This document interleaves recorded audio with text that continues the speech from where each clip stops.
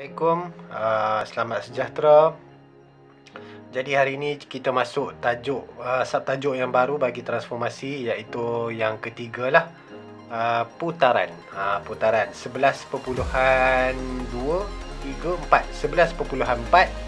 iaitu putaran. Baik, untuk video kali ini cikgu hanya nak cerita dahulu macam mana kita nak perihalkan putaran. Putaran ni sebenarnya kalau dalam handphone kamu dah ada dah. Kalau kamu tengok kan, kadang-kadang kita tangkap gambar, kita suka buat gambar tu terbalik kan. Jadi kita nak bagi gambar tu okey, kita buatlah rotate clockwise, rotate anti-clockwise, rotate left, rotate right.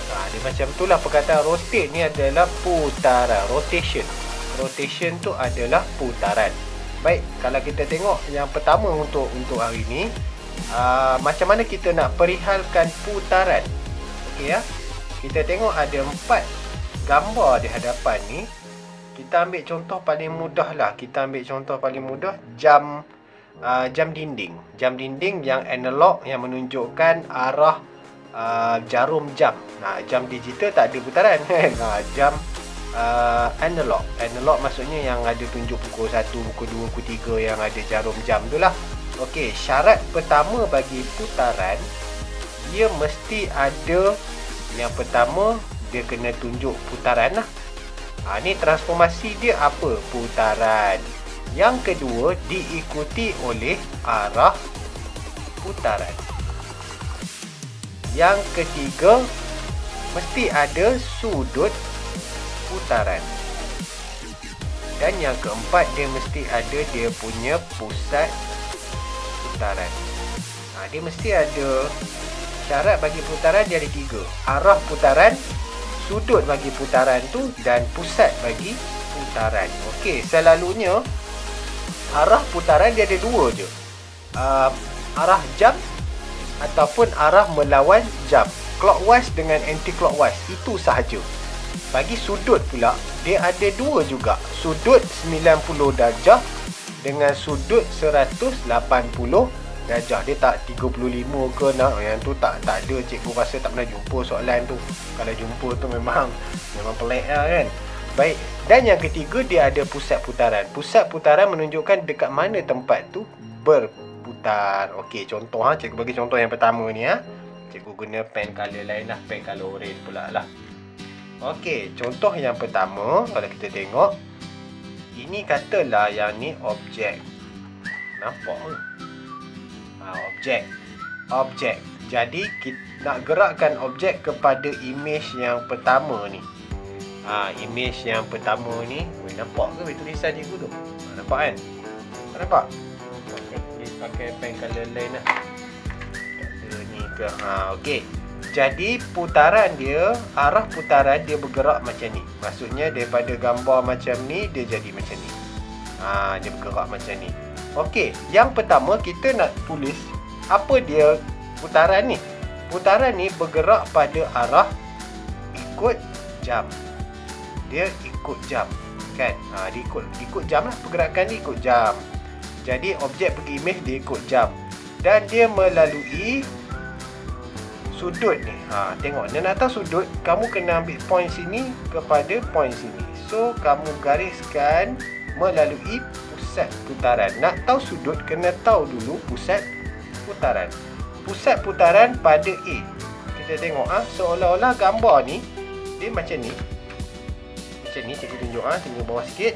Dia macam ni dan dia bergerak macam ni. Nampak? Dia maksudnya pusat putaran dia tak bergerak. Gambar ni macam ni, macam ni. Jadi guna protektor ataupun kamu tengok sendiri pun kita dah boleh tahu sudut dia 90 darjah dan pusat dia pada A. Baik, kaedah nak menulis apa perihal image ni, tulisnya adalah putaran pada putaran 90 darjah ikut arah jam pada titik A. Panjang tu. Markah yang di sini selalunya 2 markah. Tulis ni je dah 2 markah. Maksudnya dia putaran 90 darjah ikut arah jam pada titik A. Itu yang pertama. Okey, yang kedua. Daripada objek nak bergerak kepada image yang kedua ni. Image yang kedua. Baik, kamu tengok titik ni dengan titik ni. Pergerakan dia adalah 2 kali 90. Kalau guna protektor 2 kali 90 ni, dia adalah sudut 180. Titik dia adalah pada titik A. Dan pergerakan bagi sudut 190, dia tak ada arah putaran. 180 diikuti dengan tak ada arah putaran. Jadi kita tulis sebagai putaran 180 darjah pada titik A. Macam tu je. Dia macam tu je. Kita tulis dia itu je. Itu cara nak menulisnya. Okey. Clear? Boleh Yang ketiga pula, daripada objek nak pergi kepada image yang ketiga. Image ni. Baik. So, sudut putaran kita tengok, kita tahu dah sudut 90. Arah dia adalah melawan jam. Putaran lawan jam macam ni. Ikut jam macam ni. Kita kena tahu tu. Kalau tak biasa pakai jam analog, kamu takkan tahu arah putaran jam ni macam mana ke sini tak tahu. Kamu tahu anti clockwise je kan. Dah biasa daripada kecil pakai jam nombor 1 2 3 tu, jam digital. Jadi kalau tak tahu jadi masalah benda ni. Okey Sudut 90, arah lawan jam. Titik masih lagi titik A. So macam mana kita nak tulis? Kita tulis putaran 90 darjah melawan arah jam pada titik A. Ada 3 benda kat sini. Putaran 90 darjah lawan arah jam pada titik A. Ini bendanya macam mana nak memperihalkan putaran. Dia ada 3 type. Yang pertama ikut arah jam, sudut dia 90. Yang kedua dia 180 tapi tak ada arah putaran. Sama je, belah ni ke belah ni sama je. Yang ketiga adalah putaran 90 darjah dia lawan pula arah jam.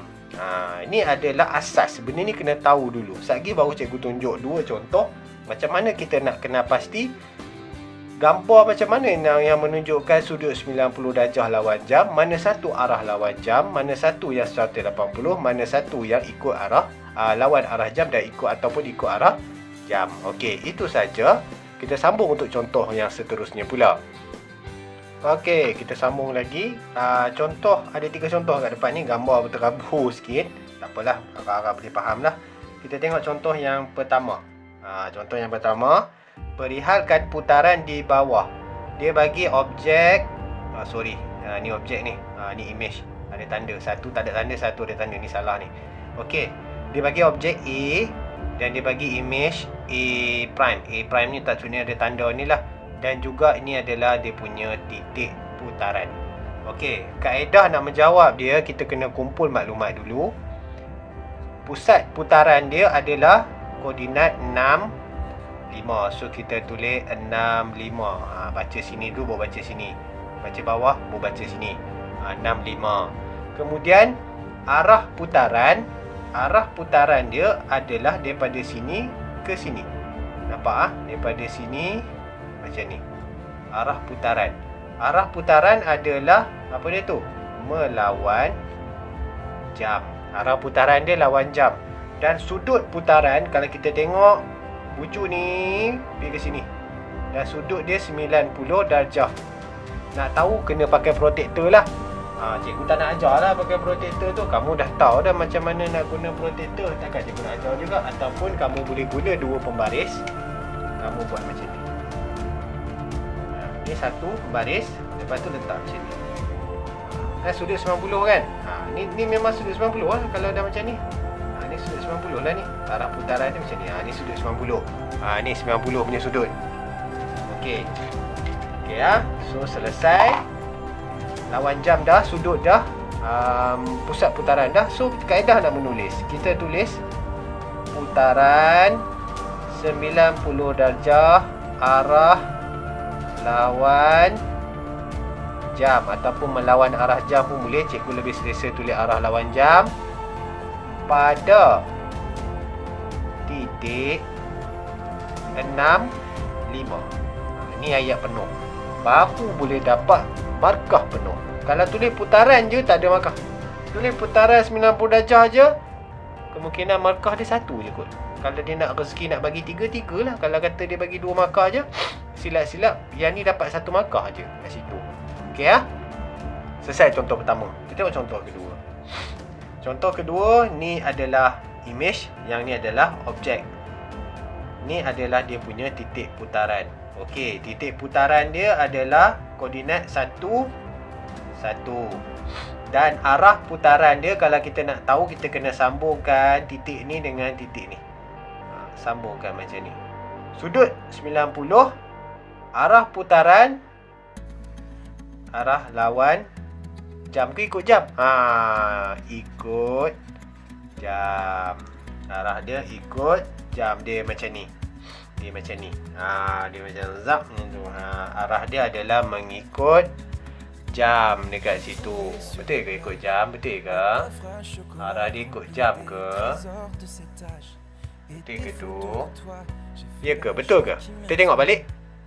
Kan? Ikut jam kan? Okey. So, kita tulis putaran 90 darjah ikut jam. Ataupun kamu boleh tulis arah jam. Arah jam pada, boleh nampak, bagi nampak, titik 1, 1. Koordinat dia dah bagi 1, 1. Itu. Okey. Selesai? Selesai yang kedua. Contoh yang ketiga, yang ni. Nampak macam pantulan, tapi bukan pantulan. Dia adalah putaran. Sebab apa? Sebab dia ada titik di tengah-tengah. Dia bukan ni pantulan macam ni. Kalau pantulan tak sama. Nanti kamu akan belajar next subtajuk. Kamu akan tahulah, dia jadi confused sekejap. Macam mana nak kena pasti pantulan? Macam mana nak tahu dia putaran? Nanti saya ajarlah. Okey, putaran dulu. Ini arah dia adalah berapa ni? Kalau ikutkan betul, sudut dia 180.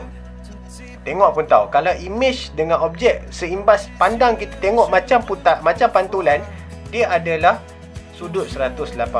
Maka kita tulis macam mana? Koordinat dia kena tahu. 5, 4. So dia punya titik putaran dia adalah 5, 4. Kita tulis putaran 180, tak ada arah jam, tak ada lawan jam, pada titik 5, 4. Selesailah. Itu ada 3 kaedah macam mana kita nak tahu mana satu lawan jam, mana satu arah jam, dan mana satu 180. Okey, itu saja untuk hari ini. Nanti cikgu bagi latihan, cubalah buat dulu. Baru nak perihalkan putaran. Belum melukis lagi. Dia melukis nak kena bayangkan. Cikgu dah kata putaran ni dia susah sikit sebab nak kena imagine bentuk tu macam mana kalau diputarkan. Okey, itu saja daripada cikgu. Terima kasih banyak-banyak.